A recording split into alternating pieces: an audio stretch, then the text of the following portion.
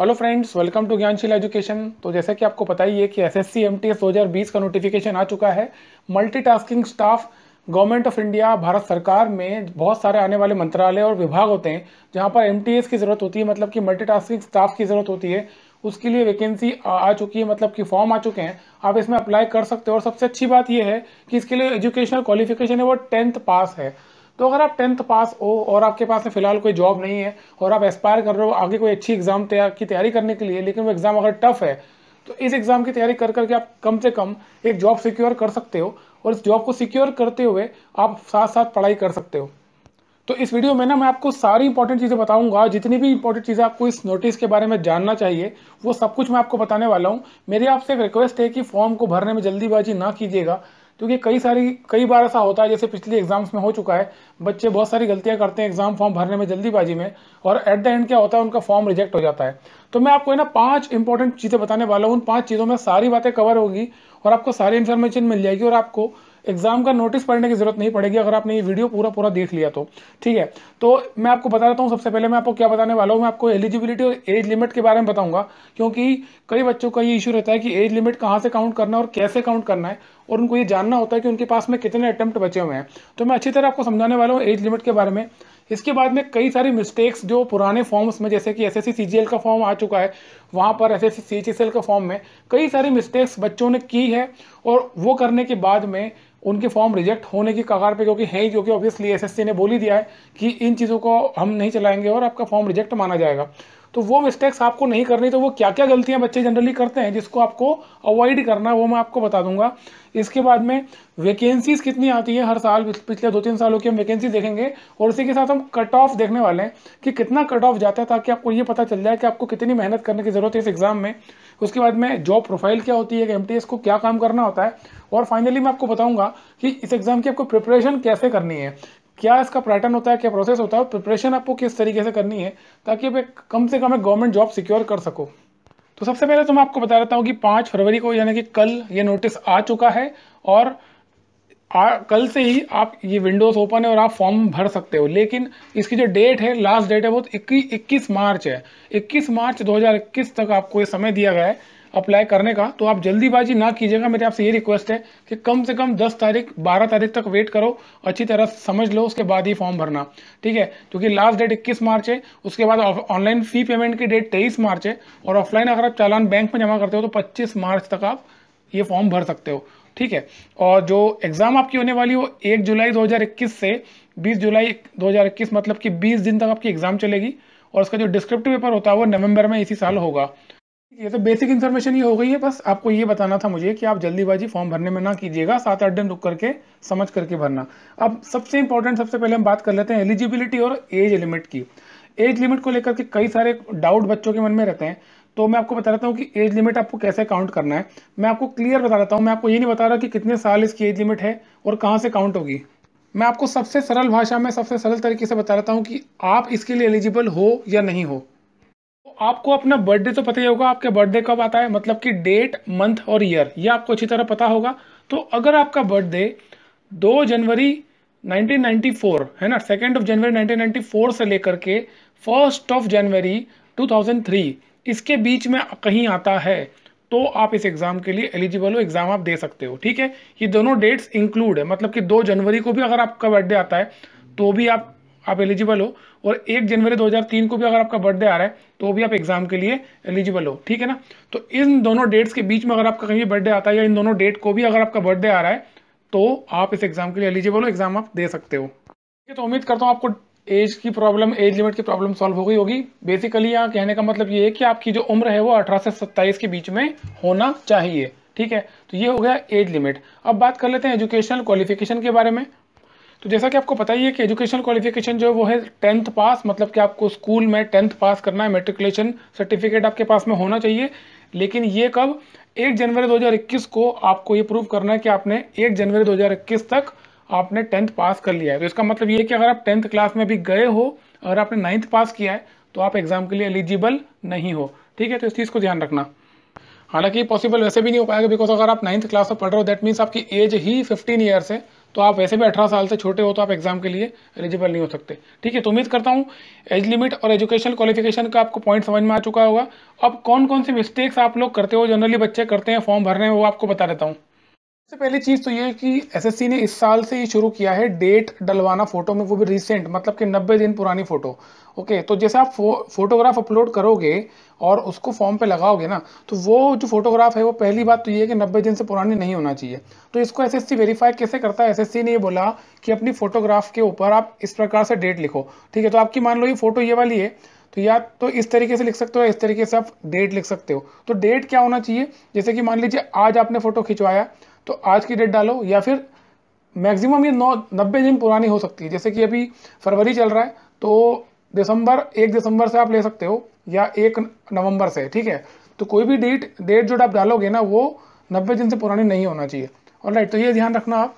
और मैं ये सजेस्ट यही करूँगा कि आप जनवरी की कोई डेट डाल देना तो ज़्यादा बेटर होगा, ताकि वो एक्सेप्ट भी कर ले। बिकॉज कई बार अगर आज की डेट आप डालोगे तो हो सकता है एक्सेप्ट ना करे। ये प्रॉब्लम सर्वर में आई थी पिछली बार CHSL में। ठीक है, तो ये डेट का आप जरूर ध्यान रखना। डेट के साथ में जो फोटोग्राफ का साइज होना चाहिए वो 3.5 सेंटीमीटर से 4.5 सेंटीमीटर हाइट होना चाहिए। ठीक है, 3.5 सेंटीमीटर विड्थ है और 4.5 हाइट है, तो इसका भी आप ध्यान रखना। अगर आपके पास में कंप्यूटर है और आप पेंट यूज़ करते हो, MS पावर पॉइंट यूज़ करते हो, तो आप खुद भी ये फोटोग्राफ इस प्रकार से प्रिंट आउट निकाल सकते हो या बना सकते हो। ठीक है, तो इसका आप विशेष ध्यान रखना। इसके अलावा जो डेट ऑफ बर्थ है आपकी, जब आप फॉर्म भरोगे तो आपसे डेट ऑफ बर्थ पूछेगा, आपकी डेट ऑफ बर्थ क्या है, तो वही डेट ऑफ बर्थ डालना जो 10th की मार्कशीट में लिखी हुई है। ठीक है, ऐसा मत हो सकता है कि आपकी एक्चुअल डेट ऑफ बर्थ कुछ और हो और 10th की मार्कशीट में कुछ और लिखी हो, क्योंकि कई बार एडमिशन के टाइम पे ये गलतियां हो जाती है किसी से, कई लोगों का ये अलग अलग होता है। तो आप इस चीज़ का विशेष ध्यान रखना, जो आपके 10th की मार्कशीट में डेट ऑफ बर्थ लिखी है उसी को आप फाइनल मानो और यही आपका ऑन रिकॉर्ड चलने वाला है, चाहे आपकी एक्चुअल डेट ऑफ बर्थ कुछ भी हो। ठीक है, आपकी जो एज लिमिट है और हर चीज़ आपकी इसी डेट से काउंट होगी। तो डेट ऑफ बर्थ का आप ज़रूर ध्यान रख लेना, जो भी आपके 10th की मार्कशीट में है उसमें वही नोट करना। और इसके अलावा आपके पास में ना फोटो आईडी भी होना चाहिए, जैसे कि आपका आधार कार्ड हुआ या लाइसेंस या कोई भी ऐसा फोटो आईडी जिसमें आपकी डेट ऑफ बर्थ भी लिखी हो, तो वो फोटो आईडी भी आप संभाल के रखना। अगर आपके पास नहीं है तो आप बनवा लेना, आधार पर डलवा देना, क्योंकि जब एग्जाम आप देने जाओगे तो वहाँ पर भी इस चीज़ को चेक किया जाएगा। तो अगर आपके पास में ऐसा कोई फोटो आईडी नहीं है जिस पर डेट ऑफ बर्थ लिखी हुई, तो आपको 10th की मार्कशीट लेके जाना पड़ेगी साथ में। ठीक है, तो इसका आप ध्यान रखिएगा। और ये छोटी छोटी मिस्टेक्स हैं बहुत सारी, अगर इसके अलावा भी कोई प्रॉब्लम आपको आती है तो कमेंट बॉक्स में लिख देना। कोई पर्टिकुलर प्रॉब्लम आपको आ रही है तो मैं तुरंत वीडियो बनाऊंगा, लेकिन मैं आपसे ये रिक्वेस्ट कर रहा हूँ कि जल्दीबाजी मत करना फॉर्म भरने में। ठीक है, तो ये हो गया आपके जो मिस्टेक्स आप जनरली बच्चे करते हैं, और कई बच्चों के फॉर्म रिजेक्ट हुए हैं, तो आप ये गलती मत कीजिएगा फॉर्म रिजेक्ट होने से बचाने के लिए। ठीक है, अब बात कर लेते हैं वैकेंसीज की और कट ऑफ की। तो देखो, लास्ट जो 2019 और 2018 का जो वैकेंसीज है, वो 2018 में जो वैकेंसी आई थी वो आई थी 8,300 के आसपास, और 2019 में MTS की जो वैकेंसी आई थी ऑल ओवर इंडिया में 9,069। और प्रोबेबली उम्मीद है इस साल भी हो सकता है जो वैकेंसी है वो 10,000 के आसपास आ सकती है, और इतनी ही प्रोबेबिलिटी होती है, इतनी वैकेंसी हर साल MTS में आती है। तो वैकेंसी काफ़ी अच्छी है।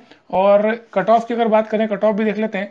तो कट ऑफ जो है वो स्टेट वाइज आता है, यहाँ पर ऐसा all India national cut off नहीं होता है, हर स्टेट का अलग अलग कट ऑफ होता है। तो यहाँ पर मैं दे देता हूँ, आप चाहो तो इसका आप स्क्रीनशॉट ले सकते हो, स्क्रीनशॉट लेकर के सेव कर सकते हो अपने पास, जो स्टेट वाइज कट ऑफ है आप देख सकते हो। ठीक है, तो ये हो गया वैकेंसी और कट ऑफ। और कट ऑफ देखिए यहाँ पर अगर आप देखेंगे ना, उत्तर प्रदेश का जैसे 75 मार्क्स गया, और किसी और उड़ीसा का 77 है, कहीं का 80 है, कहीं का 80 अबव, कई सारा हरियाणा में 96 कट ऑफ गया। ठीक है, तो कट ऑफ बहुत वेरी करता है और बहुत ज़्यादा भी जाता है। उसका रीज़न क्या है मैं आपको बताऊंगा अभी, लेकिन कट ऑफ अच्छा जाता है तो आपको तैयारी अच्छी करनी होगी इस एग्ज़ाम के लिए। कर लेते हैं सैलरी की। अगर आप SSC MTS सिलेक्ट होते हैं तो आपकी सैलरी कितनी होगी। तो देखो, ये पे लेवल 1 की पोस्ट है, जैसे कि आपको पता है कि 7th पे कमीशन में लेवल्स चलते हैं, लेवल 1 2 3 4 5 6 इस प्रकार से। तो ये लेवल 1 की पोस्ट है, इसका जो बेसिक पे होता है 18,500 होता है। तो बेसिक पे तो आपका बनेगा 18,500, फिर अभी 17% DNS अलाउंस चल रहा है, मतलब कि महंगाई भत्ता, तो वो इसमें जुड़ेगा, तो ये 4,440 रुपये वो हो जाएगा। उसके बाद में आपको घर का किराया मिलता है 3,140 रुपये अगर आपकी एक्स सिटी में पोस्टिंग होती है। ठीक है, तो ये 24% होगा बेसिक का, अगर आपको वाई सिटी में होगी तो 16% होगा, और जेड में होगा तो आपको 8% मिलेगा। ठीक है, तो हम बात कर रहे हैं दिल्ली या किसी एक्स सिटी की। तो ये आपका घर का किराया हो गया, और आपको ट्रेवलिंग अलाउंस मिलेगा 3,600 रुपये के आसपास, जो कि मतलब एक्स सिटीज़ में होता है। ओके, तो इसको अगर आप टोटल करेंगे तो आपका 29,680 रुपीज़, लगभग 30,000 रुपये आपकी मंथली सैलरी होगी, ग्रॉस सैलरी। तो देखा जाए तो कहीं ना कहीं अच्छी सैलरी है और एक अच्छी अमाउंट। अगर आपके पास में फिलहाल कोई जॉब नहीं है, कोई अपॉर्चुनिटी नहीं है, एम्प्लॉयमेंट अपॉर्चुनिटी नहीं है, तो देखा जाए तो एक अच्छी जॉब है, अच्छी सैलरी है। अगर आप प्राइवेट सेक्टर में कहीं काम करने जाएंगे और आप 10th पास हैं या 12th पास हैं, तो इतनी सैलरी आपको कोई नहीं देने वाला है। और यहाँ पर सबसे बड़ी बात यह कि जॉब सिक्योरिटी है। ठीक है, अब बात कर लेते हैं एमटीएस की। जो आपकी जॉब होगी उसका आपको जॉब प्रोफाइल क्या है, मतलब बेसिकली आपको काम करना क्या होगा as an MTS in any government department या मिनिस्ट्री में। देखिए, सबसे पहले आपको नाम से पता चल रहा है कि ये मल्टीटास्किंग स्टाफ इसका नाम दिया गया है। देखा जाए तो आप जिस भी कार्यालय में आपकी अपॉइंटमेंट होती है उस कार्यालय के आपको सारे काम करने होंगे। सारे काम का मतलब क्या, जैसे कि कुछ जितना भी रिकॉर्ड ऑफिस में होगा उसको मेंटेन करना है ना, जितने भी क्लरिकल काम होंगे, जैसे कि कोई चीज़ की फोटोकॉपी करना या किसी को फैक्स भेजना, या फिर कोई भी पोस्ट आती है तो उस पोस्ट को रिसीव करना, कोई भी पोस्ट आपके ऑफिस से जा रही है तो पोस्ट ऑफिस जा करके उसको रजिस्टर पोस्ट करना या स्पीड पोस्ट करना। ठीक है, इसके अलावा ऑफिस का जो मेंटेनेंस का काम होता है, जैसे कि साफ सफाई प्रॉपर करवाना या फिर जितने भी चीज़ों को मेंटेनेंस होता है वो सब कुछ आपको, तो ऑल इन ऑल आप देखा जाएगा तो बहुत सारे काम होते हैं, इसलिए इसको मल्टीटास्किंग बोलते हैं। तो ऑफिस के सारे ही काम आपको करने होंगे। तो देखा जाए तो कहीं ना कहीं ऐसा नहीं है कि कोई आप पर्टिकुलर सेक्शन आपको दे दिया गया है और उस डिपार्टमेंट का आप काम कर रहे हो, उस सेक्शन का आप काम कर रहे हो। ऑल इन ऑल देखें तो आप पूरे ऑफिस के केयर टेकर की तरह आपको रहना है। ठीक है, और जो भी आपको इंस्ट्रक्शन मिलते हैं हायर अथॉरिटीज से, आपको उनको फॉलो करना है। तो डिपेंड करता है कि ऑफिस कैसा है, कहाँ पर, वहाँ पर कितना काम है, कितना वर्कलोड है। हालांकि जहाँ तक मेरा एक्सपीरियंस है गवर्नमेंट ऑफिस का, तो कोई इतना खास काम होता नहीं एमटीएस का। मतलब जहाँ तक मैंने समझा है, ये जो प्रेशर होता है जॉब का, प्रेशर होता है किसी काम का, तो लीस्ट प्रेशर एमटीएस पे ही होता है। ठीक है, सबसे कम प्रेशर की जॉब है, बिकॉज यहाँ पर आपको केवल इंस्ट्रक्शंस को फॉलो करना है। यहाँ पर कोई ऐसे रिस्पॉन्सिबिलिटी वाला काम नहीं है, ऐसा कोई काम नहीं जिसमें आपको डिसीजन लेना होता है, डिसीजन मेकिंग वाला कोई काम नहीं है। तो जो आपको बोला जा रहा है वो आपको करना है, आपकी जितनी कैपेसिटी होगी काम की उतना ही आप काम कर पाओगे। और आप समझ ही सकते हो फिर गवर्नमेंट ऑफिस में कैसे काम होता है। ठीक है, तो काम मैंने आपको बता दिया है। इसके अलावा काम वेरी करता है department to department, ministry to ministry, लेकिन ओवरऑल यही काम होता है एसएससी एमटीएस का। अब बात कर लेते हैं एग्जाम की प्रिपरेशन की, आपको तैयारी कैसे करना है। क्योंकि 1 जुलाई से आपकी एग्जाम होगी और प्रोबेबली एग्जाम आप टाइम पे ही हो जाएगी, तो ज़्यादा समय आपके पास में नहीं है, 5 महीने हैं। लेकिन मेरा अनुमान है कि 5 महीने पर्याप्त हैं इस एग्ज़ाम की तैयारी करने के लिए, और इजीली आप एग्ज़ाम को क्रैक कर सकते हो 5 महीने की तैयारी में। तो इसमें पूछा क्या जाएगा, आपको 4 अलग अलग सब्जेक्ट्स होंगे आपके, general English, general intelligence and reasoning, numerical aptitude और जनरल अवेयरनेस। ठीक है, तो अगर आप देखेंगे तो ये सीजीएल और सीएचएसएल से लगभग मिलता जुलता सिलेबस है। बट इसमें एक एडवांटेज आपको ये मिलता है कि 1 घंटे के पेपर में आपसे 100 क्वेश्चन पूछे जाएंगे।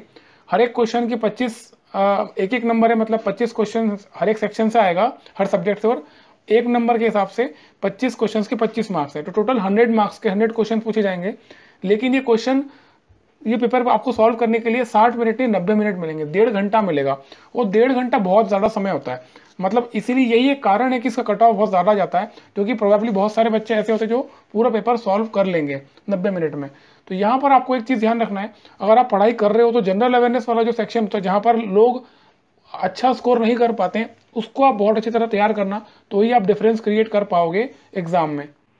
और ये तो केवल टियर 1 था, पेपर 1 जो आपका होता है। इसके बाद जो पेपर 2 डिस्क्रिप्टिव पेपर होता है, वो आधे घंटे का आपका रिटर्न एग्जाम होगा, जो जिसमें 50 नंबर का आपका ऐसे आएगा या लेटर आएगा। ठीक है, तो आप इस पेपर को इंग्लिश में लिख सकते हो, या फिर 8th शेड्यूल जो कॉन्स्टिट्यूशन का, उसमें जितनी भी लैंग्वेजेस है उसमें से किसी भी लैंग्वेज में आप ये पेपर लिख सकते हो।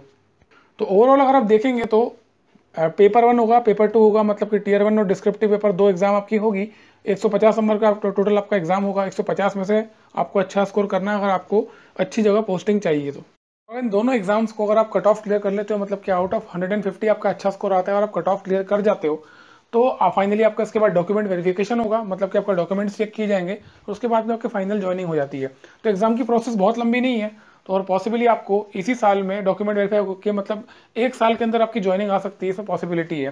ठीक है, तो उम्मीद करता हूँ ये वीडियो आपको हेल्पफुल लगा होगा। इसके अलावा भी अगर आपको कोई डाउट है, कुछ आप पूछना चाहते हो, तो कमेंट बॉक्स में जरूर लिख देना। मैं कोशिश करूँगा उसके ऊपर वीडियो बना करके आपको अपडेट कर दूँ, जिससे कि आपकी हेल्प हो जाए। कुछ भी आप पूछना चाहते हो कमेंट बॉक्स में जरूर लिख देना। इस वीडियो को यहाँ तक पूरा देखने के लिए थैंक यू सो मच।